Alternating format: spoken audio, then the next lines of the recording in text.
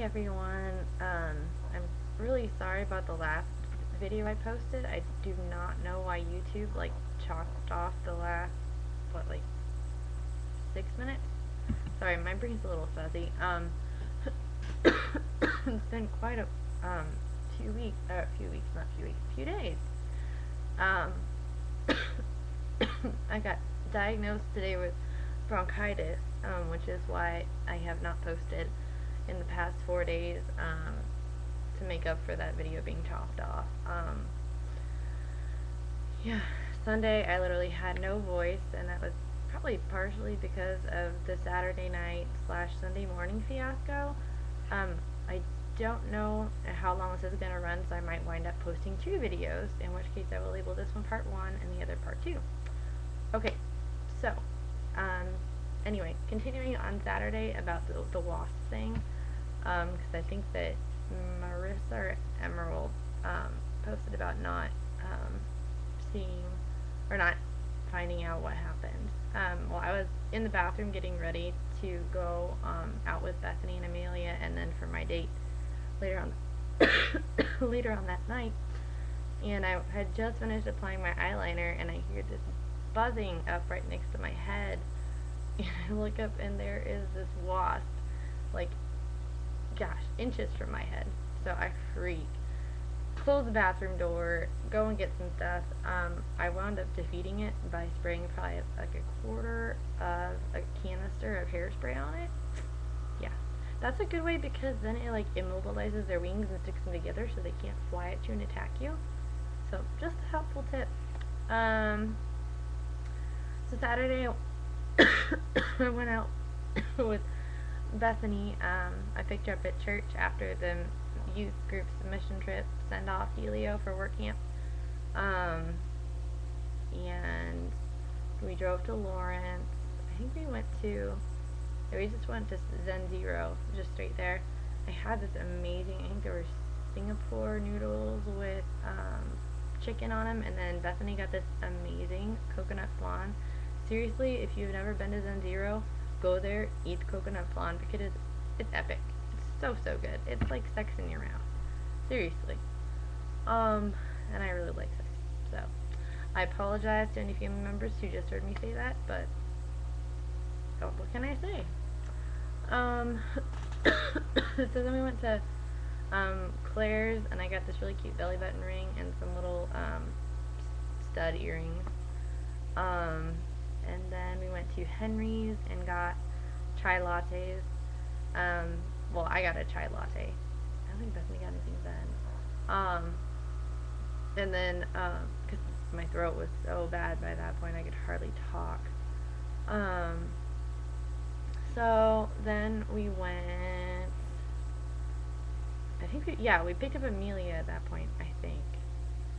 And then we went to Cirilla's and looked around at stuff, and then we realized that the movie time that we had thought was going to happen, they moved it up 20 minutes. God only knows why.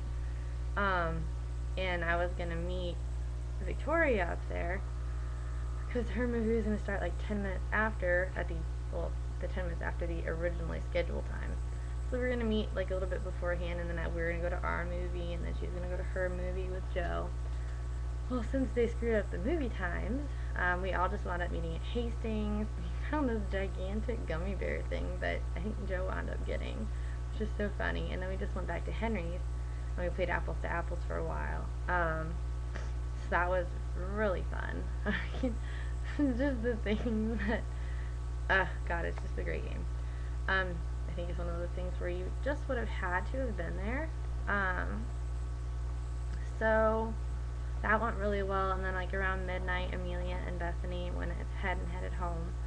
And then Victoria and Joe and I went upstairs, because it's 21 and over upstairs. And they had some drinks, and I had my 3rd chai latte of the night, no joke. We wound up talking about a bunch of different stuff. And then Victoria put her arm around me as they were cuddling up to each other. I held her hand and stuff, and it was great. So great. I was so glad that she initiated it. It was, I don't know, it's really cute. I liked it.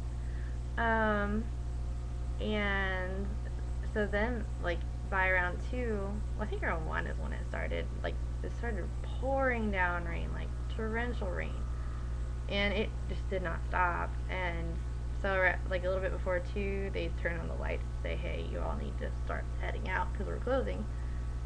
So, Victoria, poor girl, she ran 2 blocks in pouring down rain to go get her car so that she could give me a ride around the building to the parking lot so that I wouldn't get soaked and get any sicker. So, um, yeah, so she took me in my car, and and so yeah, I got in my car. I think it was around 2:10, 2:15ish. And so we said our goodbyes and stuff, and I went and drove. And if anybody's familiar with Florence, I drove down to the end of New Hampshire, south, and then turned left onto 11th, and then took that down and went around the curve onto Haskell. And I swear to God, I mean, it looked completely passable. Like there was maybe an inch of water in the road. No. No, no, no, no. It was like a freaking pond. I kid you not. So my car like acted at first like I could get through it because I mean it was just this short section of road, like not even a half a block. And then I got about halfway through it, and then I could hear the water rushing up into the engine. So I saw this turn into a nearby lot, so I was aiming for that, and I got part of the way up, and it just stopped. So I'm like, fuck. Because by this time, I have like little to no voice whatsoever. There's like no street lights, nobody is around, and so I am freaking stuck. So I don't know even why I did this because I don't know, it kind of makes like no, well, it kind of makes some sense because they were the only people in the area that I knew, and it was 2 a.m. in the morning, and I did not know who else to call, so I called Victoria, and I'm like, I'm so sorry, but I am stuck, and my car won't start, and I'm freaking scared. And she's like, okay, so I told her where I was at, and then I called my insurance company to get a tow truck called, because fortunately I have this service on my policy, so I didn't have to pay. So I call, and I'm watching all these people like driving into the area from both directions. There was one other guy who got stuck, I think just one, and then the other guy, like on the other side of me, almost got stuck, but somehow managed to get his car running again. Lucky. So I had rolled down my window and I was trying to scream for help, but I had no voice. So they're like, who is this crazy chick who was dumb enough to freaking get her car stuck in the middle of this gigantic puddle? And why is she waving? Even though I have my hazard lights on, hello, obviously means I need help. 3 cops pull up, and I kid you not, like, the cops did not come over to me for, like, at least an hour and a half. I think it was, like, 2 hours. Because I was there for, I want to say, almost 4 hours. Waiting for, like, the tow truck to show up and everything. And that's just, I think the original company that they called was either swamped with phone calls or they just didn't give a crap. So, we finally had somebody show up. I think it was around 5:30, I'm not sure, because we were back in Baldwin by 6. But yeah, the cops never showed up, and there were some guys who showed up earlier in the night and like attempted to help get my car out, and failed epically. I don't know what the hell the deal was. But I just got a text from Victoria. But yeah, so then the guys who were south of my car, the driver had a DUI, so he got hauled off in handcuffs. And then the cops let the 2 other guys who were passengers come over and help us, and they like got my car out of there in like less than 2 minutes. I was like, rock on, guys, you were so awesome. And poor Joe helped too, and he was already so tired. I guess he'd worked out earlier that day. I felt so bad. Oh. Sorry, another text.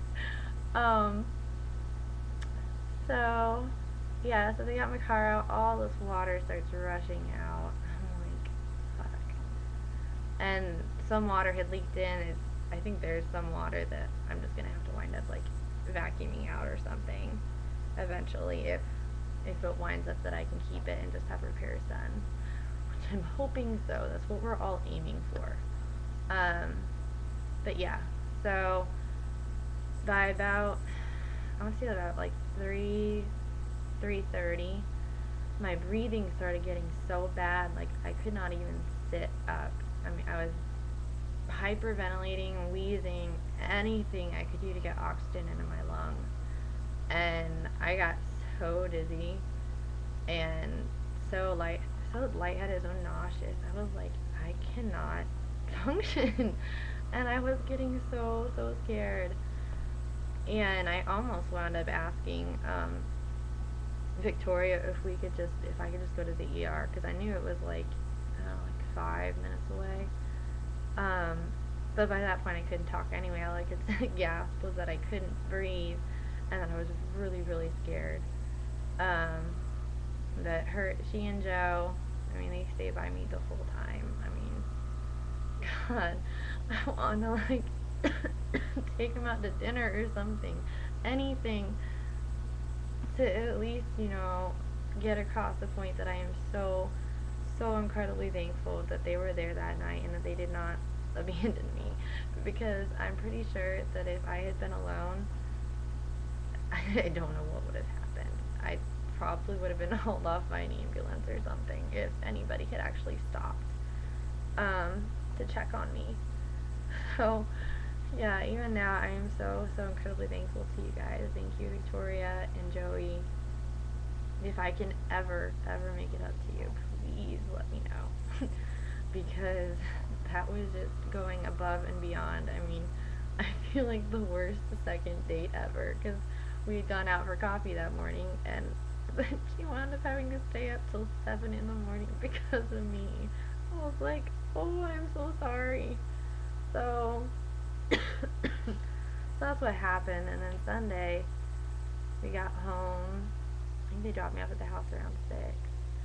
And like I just went and laid down in Dad's bed, and I swear I woke up like every 5 minutes on the dot. It was bad, so bad. Um, so about like 11:30, I just gave up, and I got up and took a shower and was kind of. I mean, it was still, my breathing was bad, but I could walk around the house and take care of myself. So, I think I wound up taking NyQuil again, which sort of helped. Not really, but sort of. So, I'm getting to the end of this. I might just do part 2. Anyway, so I wound up being able to file a claim through my insurance company. Thank God, because, kid you not, apparently it's going to cost, in labor alone, like $1,600 to get to the problem area, because there's so much labor involved, and God, I don't even know. So I'm praying that it can just be repaired. I don't mind having to do like the interior work of cleaning it out, detailing the car, making sure that all the excess moisture is out, because I do not have the time to have another source of stress in my life like going car shopping. I just cannot do it. So, crossing my fingers, praying. I even got a present. I'll tell you about that in a minute once I start recording part 2. So, but yes, this is the craziness on the Wasps and the car incident. So, there's something. And I will start recording part 2 as soon as this publishes. So, I'll see you guys again in a bit.